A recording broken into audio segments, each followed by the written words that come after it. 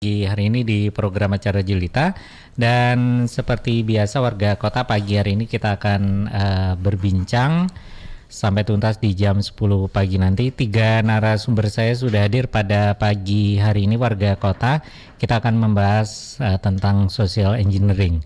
Jadi hadir yang pertama ada Kepala Bidang Teknologi Informasi dan Komunikasi Dinas Kominfos Kota Denpasar, Ketut Agus Indra Diatmika Eskom. Selamat pagi Bapak.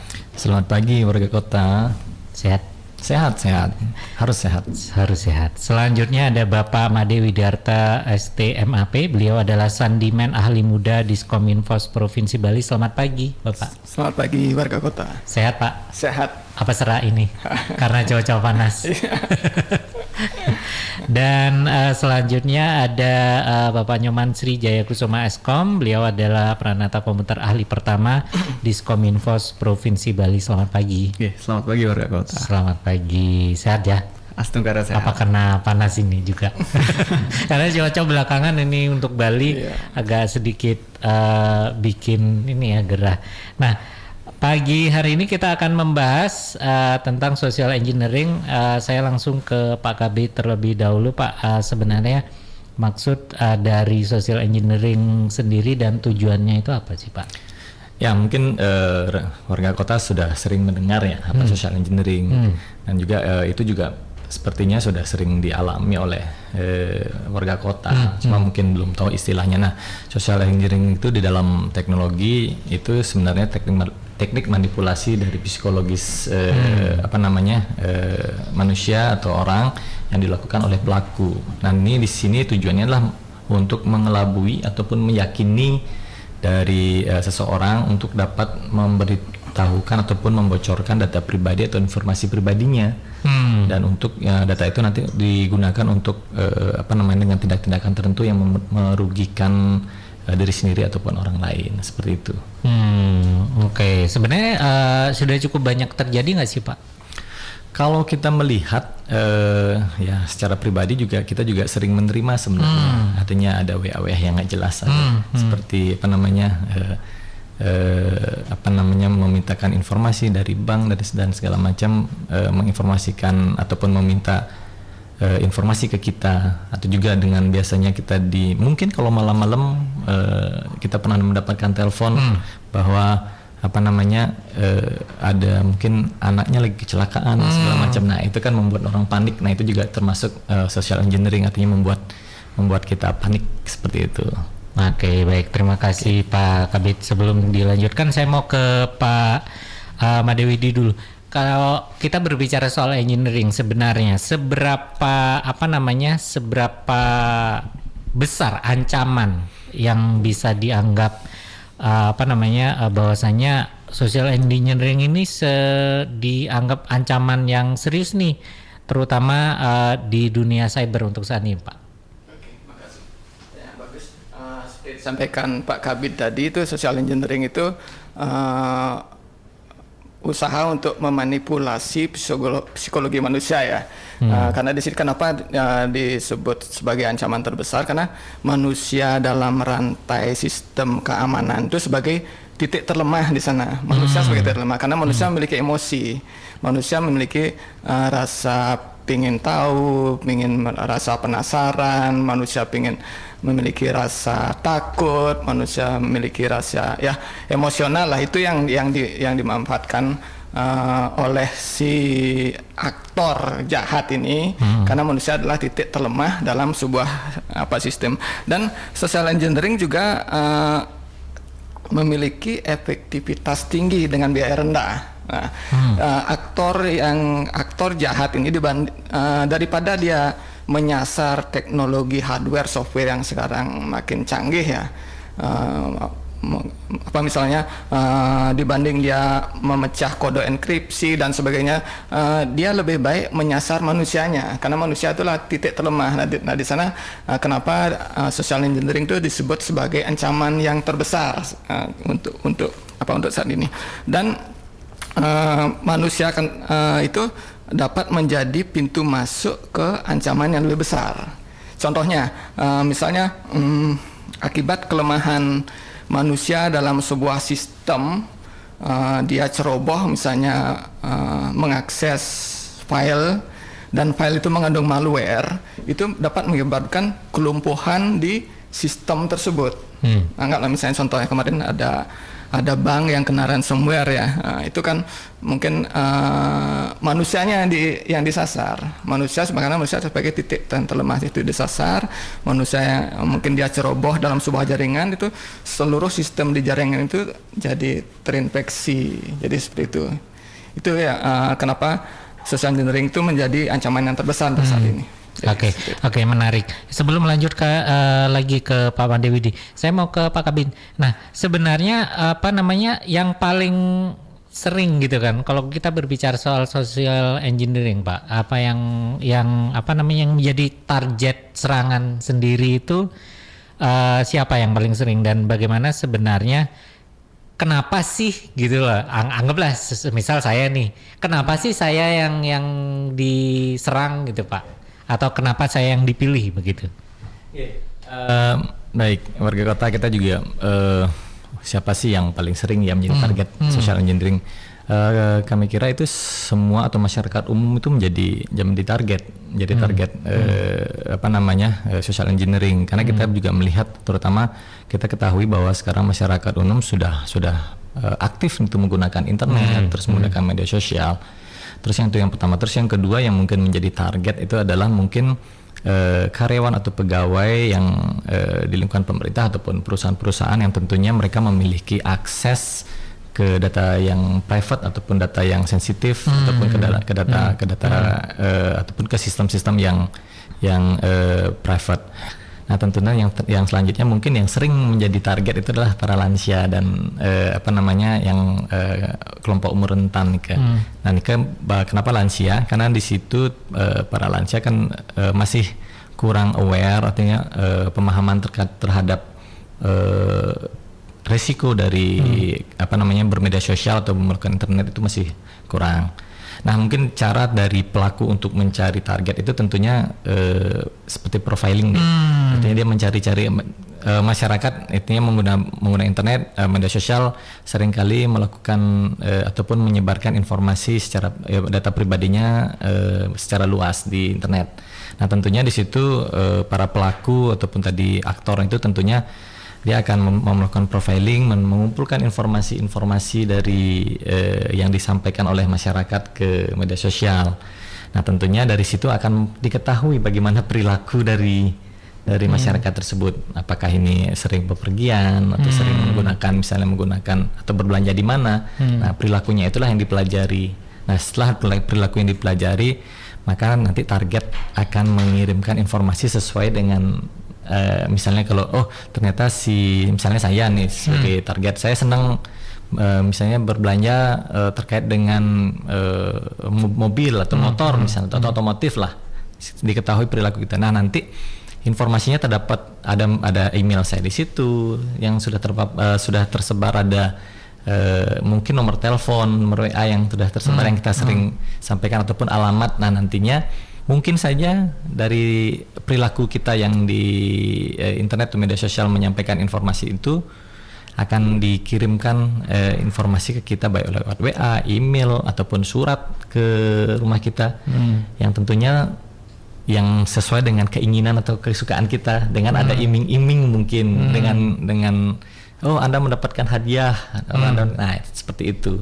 Nah, itulah menjadi salah satu mungkin target-target yang apa namanya dari aktor ataupun dari pelaku itu yang digunakan, dan juga bagaimana pelaku itu memilih target. Ya seperti itu. Oke, Pak Kabid izin. Kalau pertanyaannya seperti ini, berarti apakah karena kebiasaan kita sebenarnya kita bisa menjadi korban dari social engineering itu, Pak? Betul.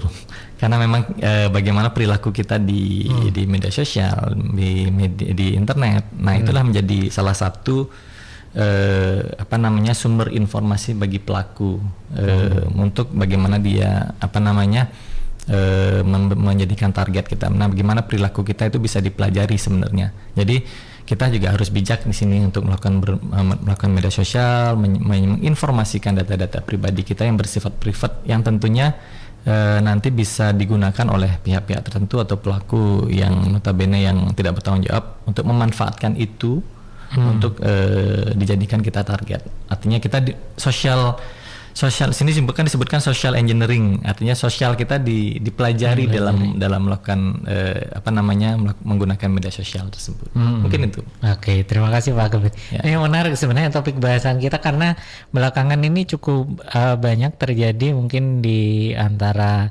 kita atau bahkan orang-orang terdekat kita ya yang terjadi. Saya mau ke beliau terlebih dahulu. Sebenarnya mungkin orang awam taunya kayak kita kena ini nih, kena hacking nih gitu kan. Ada perbedaan nggak sih antara social engineering dengan serangan teknis lainnya seperti hacking system, Bli? Oke. Jadi untuk perbedaannya itu sudah pasti berbeda ya. Di mana hacking itu biasanya yang diretas itu adalah sistemnya langsung. Itu biasanya dari kodenya ataupun misalnya di websitenya itu ada satu vulnerability atau kerentanan. Nah di situ dihack lah kayak gitu. Kemudian untuk di social engineering itu yang seperti sudah dijelaskan sebelumnya, di mana yang diserang itu adalah psikologi manusia, di mana salah satunya itu adalah rasa fear of missing out, ya. Jadi kayak takut ketinggalan gitu mungkin kan. Nah jadi di sana diserang lah psikologi orang-orang. Kemudian sedikit menambahkan mungkin dari Pak Kabit tadi, untuk yang biasanya yang diserang itu oleh aktor itu mereka biasanya biasanya juga membuat jaring di sosial media. Jadi mereka tebar jaringnya itu berupa link mungkin kayak mungkin misalnya nih mungkin teman-teman kalau misalnya lihat live orang, coba klik link di bio mungkin kayak gitu kan, ataupun mungkin yang lagi sering-sering ada itu tentang giveaway Imwang tuh ya, itu paling sering banget saya ketemuin di Facebook. Padahal itu sudah pasti bohong kan, karena kita tahu apa yang terlalu too good to be true atau terlalu gampang lah untuk didapatkan itu biasanya scam ya. Jadi itu mungkin warga kota bisa memilah-milah untuk apa saja yang mau diklik ataupun apa yang di search di internet atau di download mungkin gitu ya. Karena biasanya mereka itu nebar jaring dulu dah. Karena mereka tuh punya pasar-pasarnya tersendiri. Misalnya nih pasar-pasar di game misalnya tuh gitu kan. Kita tahu sekarang Roblox lagi booming-boomingnya nih. Biasanya aktor itu akan menyebar jaringnya tuh di komunitas-komunitasnya itu. Jadi nanti pasti ada salah satu yang atau kemungkinan ada salah satu yang akan klik link itu kemudian download atau download file yang malware lah kayak gitu. Nah dari sanalah bisa terjadinya hacking ya jadinya gitu. Jadi bisa diartikan bahwa social engineering ini merupakan awal dari hacking. Jadi sebelum sistemnya di hack nih, dia nyoba nih orang-orangnya nih. Mungkin dari orang-orang misalnya nih password Google misalnya gitu kan. Jadi kalau misalnya kita mau klik link terus disuruh isi password Google itu sudah pasti phishing ya biasanya. Jadi ya dari sanalah munculnya hacking seperti itu. Oke. Kalau kita berbicara soal kasus nyata, sudah ada nggak sih contoh nyata dari social engineering yang yang pernah terjadi sampai dengan saat ini, dan sebenarnya dampaknya kalau kita berbicara soal dampak gitu kan, dampak terhadap korban atau institusi sendiri sih, beliau ada nggak sih? Kalau misalnya untuk mohon maaf apa tadi namanya? Ada nggak sih contoh nyata? Oh ya, contoh nyatanya ya. Oke. Contoh nyatanya itu bisa kita lihat mungkin di tahun sebelumnya ya. Jadi ketika ada banyak surat undangan online.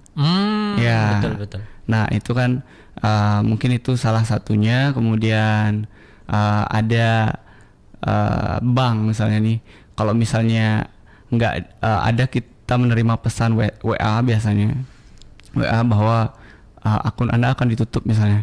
Akun Anda ditutup kalau misalnya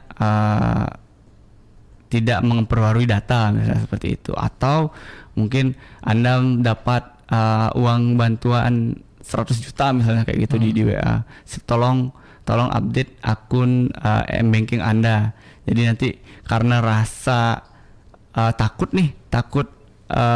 kayak takutnya ketinggalan, kok bisa dapat 100 juta gitu kan, karena rasa fear of missing out jadi kayak gitu kan. Dia kayak FOMO gitu kan. Jadi mungkin orang-orang itu merasa bahwa coba aja dah nih, mungkin ini beneran gitu. Dan disitulah diisi data-data mereka. Data mereka berupa email, berupa password, seperti itu.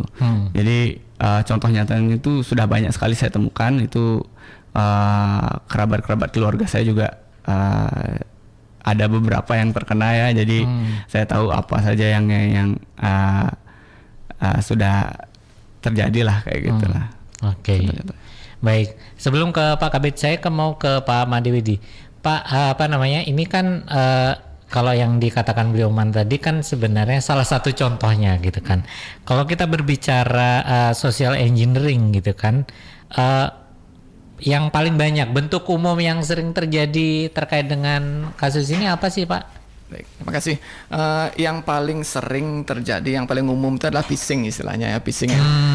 Phishing itu teknik untuk mengelabui korban atau target yang tanpa target itu sadari, mereka mengisi data kredensial atau data-data penting dari target tersebut. Nah, di sanalah dijebak istilahnya. Jadi teknik phishing itu si aktor ini dia menyebarkan link palsu, misalnya menyebarkan link palsu, atau mereka bisa mengklon sebuah website tapi alamatnya bukan alamat resmi. Tapi kalau kita tidak sadar, kalau kita gegabah lihat website yang diklon kan pasti sama, padahal alamatnya beda. Nah, di sana biasanya si korban ini terjebak di sana tanpa melihat website yang mirip, yang diklon tentunya mirip plug ya.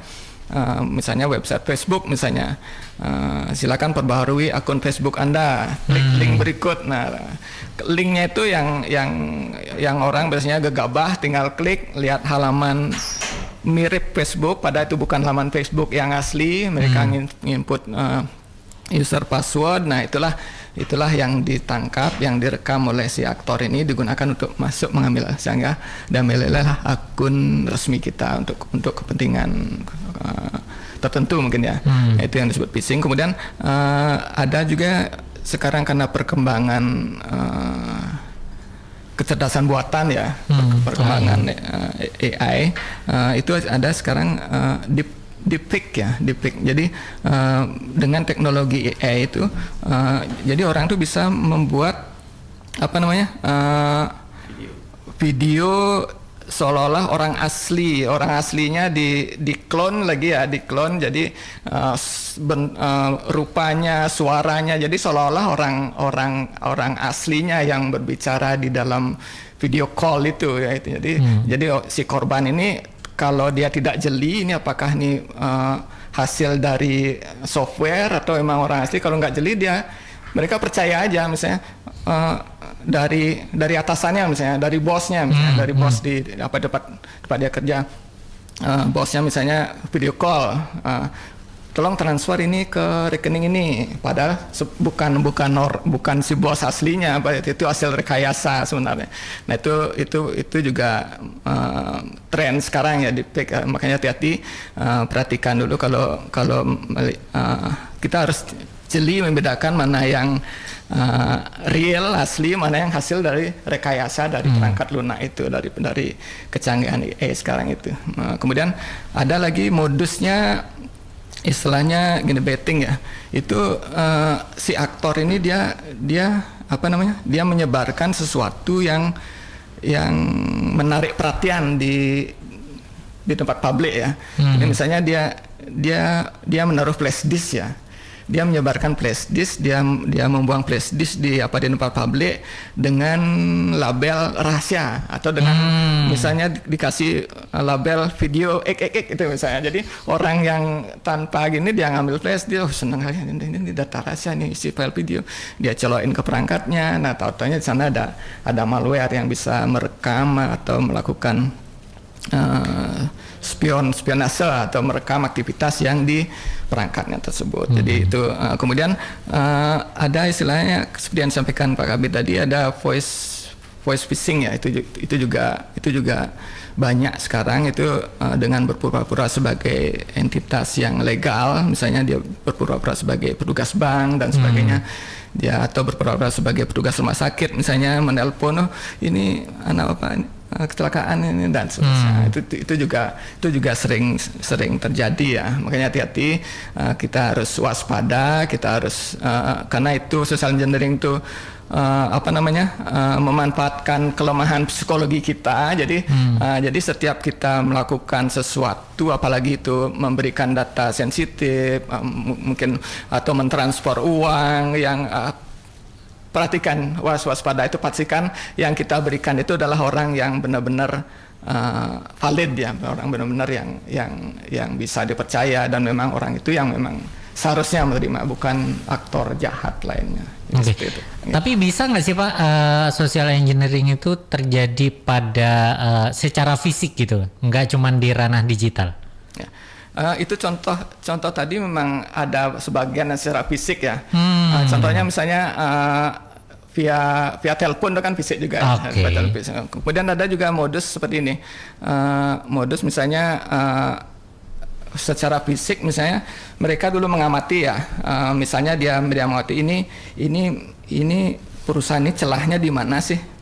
Celahnya di mana? Oh ternyata ada pintu belakang untuk supplier bisa masuk. Nah, dia bisa pura-pura menjadi seorang supplier, misalnya sebuah hotel ya. Dia pura-pura menjadi supplier di hotel itu, biar dia bisa masuk lewat pintu supplier itu. Atau dalam sebuah sistem, misalnya dalam sebuah sistem keamanan misalnya, orang bisa berpura-pura sebagai IT support misalnya, dengan dia memakai baju IT support, dia saya IT support, saya memperbaiki ini gawat sekali, ini harus segera diperbaiki. Jadi si penjaga ini tanpa ngecek validitas, tanpa ngecek benar nggak orang ini valid, ya silakan.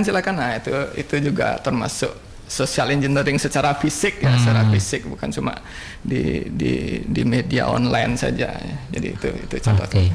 Baik, terima kasih, karena udah kayak ini ya, di drakor gitu ya. Oke, Pak Kabid, ini menarik kalau kita berbicara soal social engineering. Sebenarnya kita ngomongin soal sosial media sih, sejauh mana sebenarnya sosial media ini berperan dalam mempermudah pelaku lah untuk melakukan social engineering itu sendiri, Pak? Baik, kalau kita lihat tren-tren sekarang ya, artinya kalau tidak mengikuti sosial media kayaknya nggak tren lah, karena anak muda sekarang. Artinya semua aktivitas, semua informasi itu harus sebanyak-banyaknya disebar. Nah, padahal kita melihat media sosial itu sangat berperan besar untuk social engineering ini terjadi. Kenapa? Karena di dalam media sosial itu kan tentunya kita secara tidak sadar kita memberikan informasi pribadi, informasi kita secara terbuka kepada publik. Nah, di situ mungkin ada alamat, tadi kita sudah sebutkan, ada alamat email kita sudah tersebar, alamat tempat tinggal kita tersebar, terus juga ada mungkin tempat kerja, aktivitas kita sehari-hari ngapain saja. Nah, itu menjadi sebuah celah bagi aktor untuk mempelajari perilaku kita, seperti yang saya sampaikan tersebut tadi.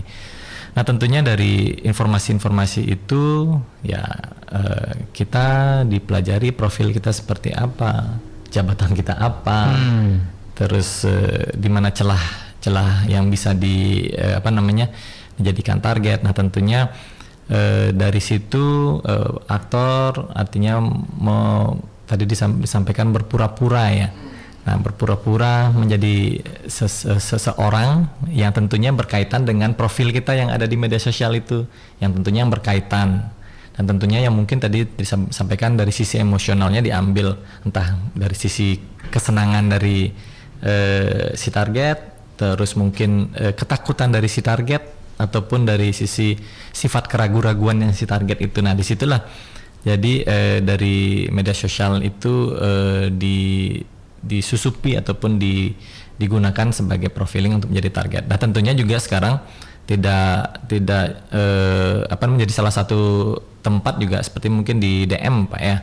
Di DM itu tidak hanya kalau yang lama kan dari WhatsApp, telepon, sekarang juga DM dari sosial media yang mungkin memberikan iklan dan segala macam yang banyak yang sesuai dengan apa yang kita cari di media sosial. Biasanya kan kalau algoritma media sosial apa yang kita cari biasanya itu yang sering muncul. Nah, tentunya itu mungkin juga bisa dimanfaatkan di DM, ada phishing, ada link tadi disampaikan juga link yang dikirimkan bahwa apa kesukaan dari kita di media sosial itu yang akan dikirimkan. Padahal itu link ataupun alamat-alamat ataupun informasi yang diberikan melalui media sosial atau di DM itu tentunya itu belum tentu benar adanya. Mungkin itu. Oke. Nah, satu pertanyaan kembali Pak Kabid sebelum kita break sejenak di sesi pertama ini. Kalau pertanyaannya seperti ini, bener nggak sih Pak kita nggak boleh yang namanya terlalu oversharing di media sosial, terutama untuk di keluarga kita, karena berpotensi untuk apa yang Pak Kabid sampaikan tadi, semisal nih kayak kita lagi di mana, jangan dulu di post deh gitu kan, karena takutnya terjadi hal-hal yang seperti Pak Kabid tadi dibilang di awal, tiba-tiba kita dapat telepon nih, anak bapak kecelakaan nih, padahal sebenarnya anaknya ada di samping atau mungkin lagi belajar kayak gitu Pak. Ya, benar sekali, banyak kasus yang terjadi. Artinya selain social engineering, artinya di situ kan dari media sosial kita sudah dipelajari, apalagi kita mengirimkan foto dan mengetahui lokasi ataupun lokasi orang tua dan misal contoh lokasi orang tua dan lokasi anak berbeda di lain kota lah misalnya. Nah, di situ aktor sudah memperoleh informasi pribadinya, misalnya nomor telepon. Nah, tiba-tiba mungkin yang pertama yang pernah terjadi itu adalah si anak itu berada di kota lainnya sedang kuliah lah misalnya atau sekolah. Itu si anak ditelepon yang dikatakan dari yang menelpon si anak ini mungkin dari dari kepolisian ataupun dari operator yang menyampaikan bahwa mohon dibantu untuk teleponnya dimatikan terlebih dahulu karena akan ada sesuatu, ada alasannya, sehingga si anak itu mau mematikan telepon. Nah, selanjutnya ditargetkan adalah orang tuanya ditelepon di jam yang diminta untuk anaknya untuk mematikan telepon, mungkin dari rumah sakit. Nah, akhirnya kalau ditelepon bahwa anaknya mendapatkan kecelakaan, perlu dilakukan tindakan misalnya operasi dan harus mengirimkan atau mentransferkan sejumlah uang agar bisa dilakukan tindak lanjut. Nah, ini kan ada kepanikan yang ditimbulkan. Tentunya kan si orang tua pasti akan mengkonfirmasi ke anaknya. Nah, saat ditelepon anaknya, tentunya nomor telepon si anaknya sudah mati beberapa saat. Nah, sehingga ditransferlah sejumlah uang yang ditargetkan oleh pelaku. Nah, tentunya itu yang didapatkan tentunya dari informasi yang kita berikan di media sosial. Oh, anaknya di sini, terus orang tuanya di sini. Nah, jadi itu menjadi salah satu celah yang bisa dimanfaatkan oleh aktor seperti itu. Oke, baik, terima kasih Pak Kabid. Nanti kita lanjutkan obrolan kita. Sekali lagi jangan terlalu oversharing karena takutnya hal-hal kayak gitu bisa dimanfaatkan ya. Dan warga kota masih bersama dengan 3 narasumber saya. Ada Kepala Bidang Teknologi Informasi dan Komunikasi Diskominfos Kota Denpasar Bapak Ketut Agus Indra Diatmika Eskom. Ada Sandiman Ahli Muda Diskominfos Provinsi Bali Bapak Made Widiarta STMAP, dan Pranata Komputer Ahli Pertama Diskominfos Provinsi Bali Nyoman Srijaya Kusuma Eskom. Jangan kemana-mana warga kota, tetap di 92,6 RPKD FM.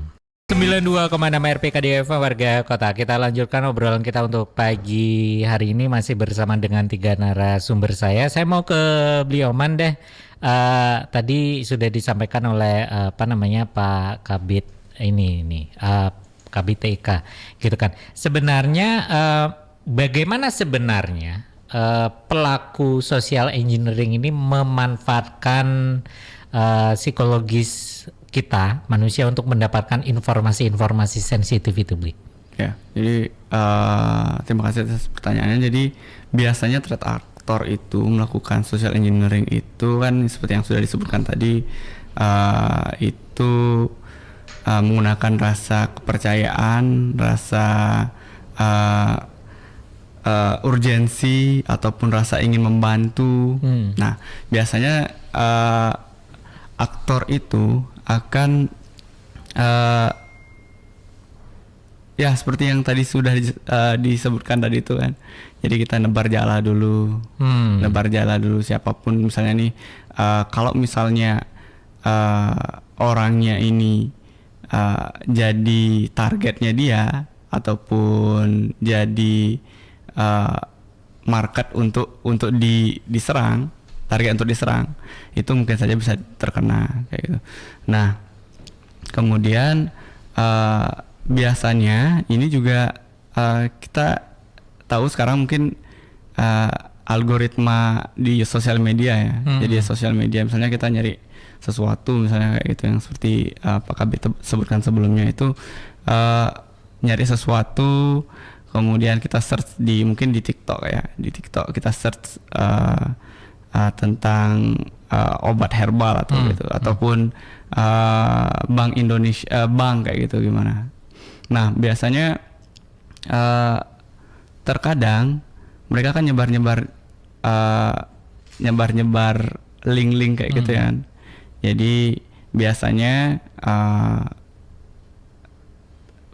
aktor itu akan mencoba di berbagai sosial media, misalnya di Instagram, terus kemudian di Facebook, di sosial media yang lain, maupun juga di email.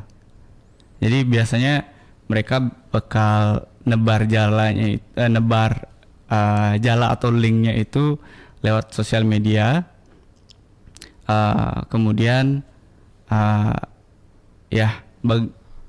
salah satu pasti bakal kena kok gitu. Kemungkinan besarnya itu adalah orang-orang yang mudah terpengaruh, jadi gegabah dia untuk coba deh klik link ini gitu. Jadi mereka takut nih untuk ketinggalan gitu kayak gitu. Karena faktor FOMO tadi ya? Ya betul, FOMO. Faktor yang paling dasar itu FOMO sih sebenarnya. Jadi takut nih, ini kalau misalnya nggak saya dapat, mungkin orang lain yang dapat gitu kan. Gitu kemungkinan. Ini kalau misalnya saya nggak ambil sekarang, nanti malah ketinggalan nanti gitu kan. Kapan lagi bisa dapat seperti ini kayak.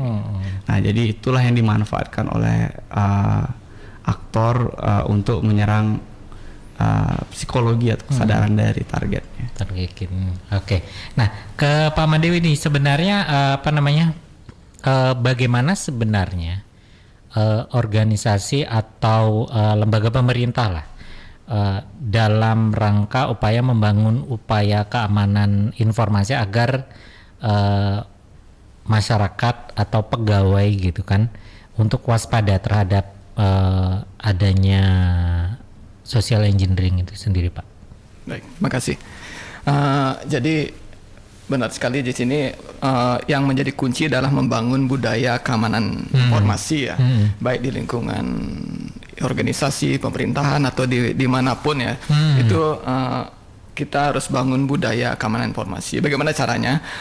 Itu pastikan itu kalau kita di organisasi pemerintahan atau organisasi swasta, pastikan pegawai itu paham itu apa itu sih social engineering, apa sih bagaimana sih cara kerjanya, apa sih dampak atau risiko yang bisa terjadi. Jadi misalnya di suatu organisasi untuk meningkatkan rasa biar pegawai itu paham tentang social engineering bisa melalui simulasi misalnya. Kalau kami di Pemprov Bali itu kalau kami melaksanakan literasi keamanan informasi, kami dahului dengan melakukan simulasi ya. Simulasi serangan nyata. Misalnya tentang social engineering, misalnya kami contohnya misalnya menyebarkan QR code. Jadi si peserta literasi itu awalnya mereka yang kurang waspada, dia tinggal scan, di sana muncul halaman yang mirip halaman resmi, dia ngisi user password di sana. Pada itu jebakan kita. Jadi nanti saat literasi kita akan sampaikan bahwa si A, si B ini sudah terjebak. Ini loh buktinya kalian terjebak, dan data Anda bisa saya gunakan untuk mengambil alih akun Anda, kan gitu. Nah, jadi itu menurut kami yang bisa efektif ya, dengan memberikan simulasi nyata ya. Intinya yang pertama itu pegawai itu paham itu apa social engineering, apa dampaknya, risikonya dan sebagainya itu. Yang kedua juga harus ada teladan dari pimpinan ya. Jadi masalah-masalah keamanan ini masalah tentang misalnya memberikan arahan tentang keamanan, jadi tidak diserahkan ke bagian IT-nya saja. Jadi pimpinan juga secara berkala perlu memberikan arahan kepada bawahannya tentang keamanan informasi ini dengan memberikan contoh, dengan memberikan arah-arahan. Jadi tidak serta-merta menyerahkan ke bagian IT saja atau bagian keamanan informasi saja. Itu memberikan teladan dari pimpinan. Kemudian kebijakan atau prosedur atau SOP itu harus jelas juga di dalam sebuah organisasi ya, pemerintahan atau swasta. Pastikan SOP itu berjalan dengan baik ya. Misalnya orang masuk memang harusnya scan kartu identitas dulu, ya harus satu kartu identitas. Jangan karena dia misalnya menyamar membawa barang, tolong bukain pintu dong, saya nggak bisa buka pintu, saya bawa barang, tiba-tiba dibukain pintu sama, itu kan SOP-nya tidak jalan, jadinya itu kan menjadi celah ya. Itu salah satu apa caranya, kebijakan dan prosedurnya harus jelas dan diterapkan. Kemudian yang terakhir,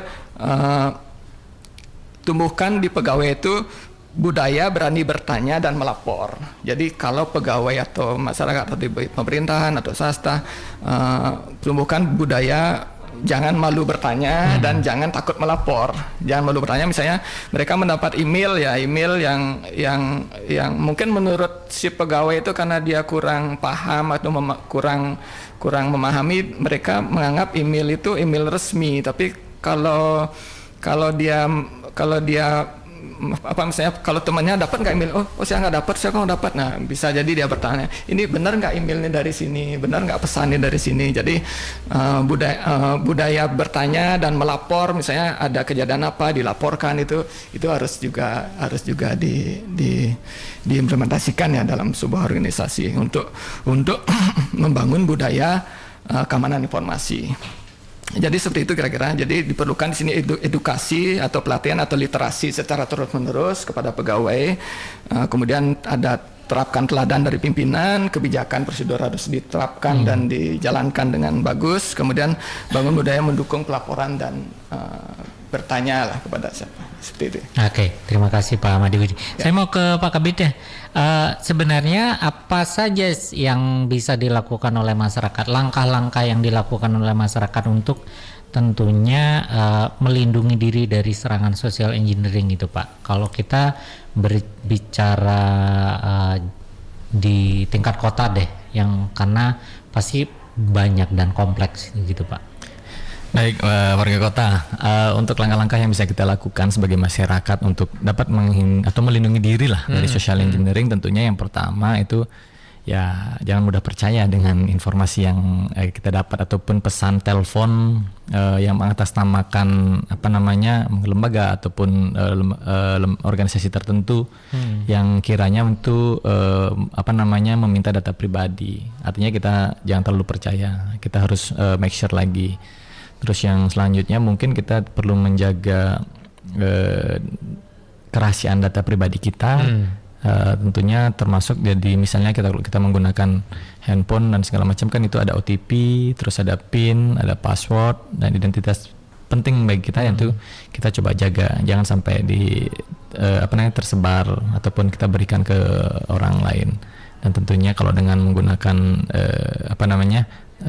media digital tentunya kita harus coba melakukan autentifikasi ganda terhadap akun media digital kita. Selanjutnya kita tentunya harus periksa ulang lagi, artinya kita mendapatkan informasi ataupun link ataupun informasi, kita double check lagi informasinya itu benar atau tidak dari sumber yang terpercaya. Yang selanjutnya yang tadi disebutkan tadi, kita coba kurangin oversharing di media sosial. Artinya karena kita harus batasi lah informasi-informasi yang harus kita sampaikan ke media sosial, dan toh pun harus itu kita sampaikan dengan tujuan tertentu, mungkin ada pekerjaan dan segala macam yang harus kita sampaikan, dan tentunya kita harus aware terlebih dahulu apa dampak dan risiko yang akan terjadi bila kita melakukan sharing ataupun memberikan informasi di media sosial. Dan selanjutnya mungkin tadi disampaikan melaporkan ya, artinya kita coba bangkitkan ataupun biasakan melaporkan kalau memang ada hal-hal yang mencurigakan itu bisa misalnya ada sumbernya dari suatu perusahaan, ya kita coba make sure lagi atau kita laporkan benar-benar ke perusahaan tersebut apakah memang benar misalnya ada informasi seperti ini, ataupun mungkin kalau nggak salah ada patroli cyber Pak ya. Ada patroli cyber juga, itu yang mungkin bisa kita sampaikan kalau ada informasi-informasi yang mencurigakan di media sosial ataupun di dunia internet, di dunia maya nih. Mungkin itu yang bisa dilakukan oleh masyarakat. Oke, terima kasih Pak Kabid. Sebelum melanjut ke Pak Kabid lagi, saya mau ke beliau Man. Sebenarnya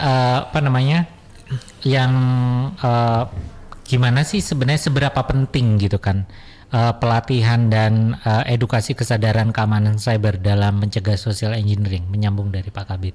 Oke, jadi kalau misalnya untuk pelatihan itu tentu saja sudah sangat penting ya, sangat penting. Seperti yang tadi Pak Made tadi sebutkan, kalau misalnya untuk di Provinsi Bali kita udah ada sebelum melakukan sosialisasi kita mungkin melakukan sharing QR. Jadi ataupun nebar jala lah untuk pesertanya. Jadi siapapun yang kena itu mungkin kita bakal edukasi lebih lanjut. Nah, jadi kalau misalnya untuk warga kota, jadi kalau misalnya kita bisa lihat seberapa pentingnya. Jadi kita lihat sekarang itu mungkin teman-teman atau warga kota di sini ada pernah lihat WA dari SPI by KPK ya. SPI by KPK. Jadi itu survei yang diberikan oleh KPK. Nah, kemudian mungkin karena banyaknya yang nggak percaya sama link itu, jadi nggak ada yang mengisi sampai mungkin warga kota bisa pernah melihat mungkin di billboardnya tuh kan. Jadi ini bukan link phishing kok gitu kan. Jadi itulah pentingnya pelatihan social engineering ini. Jadi kita diwajibkan untuk berpikir kritis bahwa jangan sampai asal-asal klik link ataupun mengisi data-data pribadi ataupun data-data sensitif. Dan data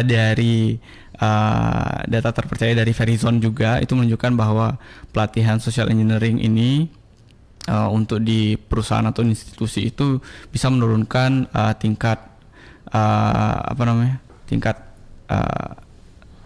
kesadarannya itu dari 50 sampai 90%. Jadi itu membuat kita sadar bahwa pelatihan ini sangat penting. Dan juga kalaupun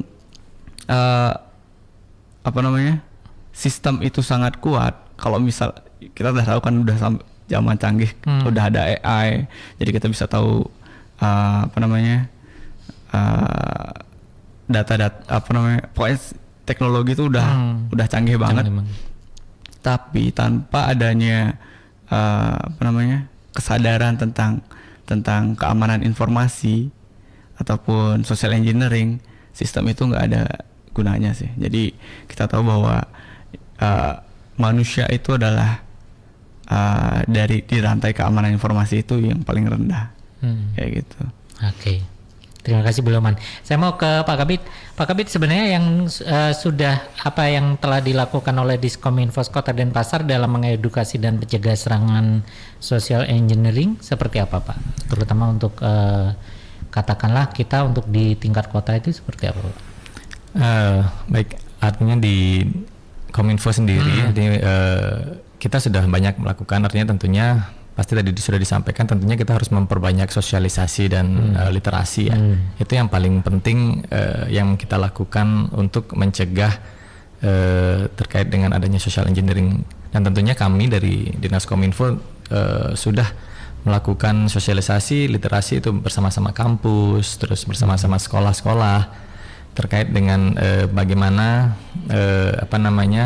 bahayanya ataupun dampak atau resiko terkait dengan adanya social engineering, dan juga bermain media sosialnya seperti apa. Kita juga selain dampaknya, kita juga memberikan edukasi bahwa bagaimana kita bermedia sosial yang baik sehingga kita bisa menghindari risiko-risiko, tidak hanya risiko dari social engineering tapi hal-hal yang lain juga. Dan selanjutnya tentunya itu secara fisik, secara digitalnya tentunya seperti hal ini kita melaksanakan informasi melalui radio milik di kanal-kanal yang resmi, baik itu dari radio, terus dari media sosial, dari website, sehingga masyarakat bisa mengetahui informasi yang benar. Dan tentunya juga kita melakukan kerjasama mungkin dengan komunitas-komunitas yang mungkin kalau di Denpasar sendiri itu sudah ada komunitas relawan TIK yang tentunya kita ajak kerjasama untuk menyebarkan informasi dan edukasi. Terus ada Mafindo, mungkin dari masyarakat anti fitnah Indonesia yang di Denpasar, artinya kita ajak kerjasama, dan juga mungkin dari teman-teman media cyber dari AMSI dan segala macam dah. Nah itu kita coba untuk melakukan kerjasama untuk mengedukasi masyarakat kembali bagaimana kita menyebarkan seluas-luasnya, bagaimana kita bermedia sosial yang baik, terus dampak dan risikonya seperti apa. Mungkin itu yang sudah kita laksanakan. Baik, terima kasih. Karena waktu semakin mepet, kita di closing statement, sebenarnya apa pesan dan harapan yang ingin disampaikan kepada masyarakat agar tentunya terhindar dari serangan social engineering dalam kehidupan sehari-hari? Ini penting banget nih. Mulai dari beliau Man deh, boleh silakan. Ya. Jadi pesan-pesan untuk warga kota sekalian, ingat jangan mudah percaya, jangan terlalu mudah percaya untuk klik link ataupun mengisi data pribadi ataupun data sensitif lainnya. Kalau misalnya emang ragu, coba tanyain ke sanak saudaranya yang mungkin ngerti sedikit tentang IT lah, ataupun emang mahir di IT. Jadi teman-teman ingat jangan sampai FOMO, dan ya kita harus jaga data pribadi kita, jangan sampai kena hack lah kayak gitu. Ya. Oke, terima kasih. Kalau dari Bapak Madwidi. Oke, makasih. Social engineering itu menyasar segala lapisan masyarakat ya. Dia tidak peduli itu masyarakat kaya miskin apa tuh, tidak peduli itu. Dia sasar itu karena social engineering itu memanfaatkan emosional kita. Jadi kalau sebelum kita memberikan sesuatu yang penting atau mentransfer uang atau memberikan input di platform, hati-hati, pastikan cross check dulu, pastikan itu pihak yang benar, pastikan itu pihak yang legal. Jadi itu intinya. Oke, terima kasih. Ya. Terima kasih. Yang terakhir dari Bapak Kabid TIK, Pak, pesan dan harapan. Baik, kita tahu social engineering itu menyerang kelemahan yang paling mendasar dari sistem keamanan, yaitu manusia. Jadi mari kita sama-sama menjaga data pribadi kita. Terus kita tidak mudah percaya pada informasi yang ada atau mencurigakan, dan tentunya mari kita membangun budaya keamanan digital tentunya di lingkungan kita sendiri. Jadi mari kita sama-sama menjaga keamanan digital di lingkungan kita. Baik, gitu. terima kasih untuk 3 narasumber saya yang sudah hadir. Sebenarnya masih banyak sih yang ingin saya tanyakan ini karena keterbatasan waktu. Demikian warga kota obrolan kita di Talkshow Keamanan Cyber Chapter 15 untuk saat ini bersama dengan 3 narasumber saya yang sudah membahas tentang topik bahasan social engineering. Sudah hadir 3 narasumber, yakni Kepala Bidang Teknologi Informasi dan Komunikasi Diskominfos Kota Denpasar Bapak Ketut Agus Indra Diatmika Eskom. Ada Sandimen Ahli Muda Diskominfos Provinsi Bali Bapak Made Widiarte STMAP, dan Bapak Nyoman Sri Jaya Kusuma Eskom, Pranata Komuter Ahli Pertama Diskominfos Provinsi Bali. Terima kasih atas kebersamaan Anda. Selamat pagi, selamat melanjutkan aktivitas Anda kembali. Saya tutup dengan Parama Santi. Om Santi Santi Santi Om.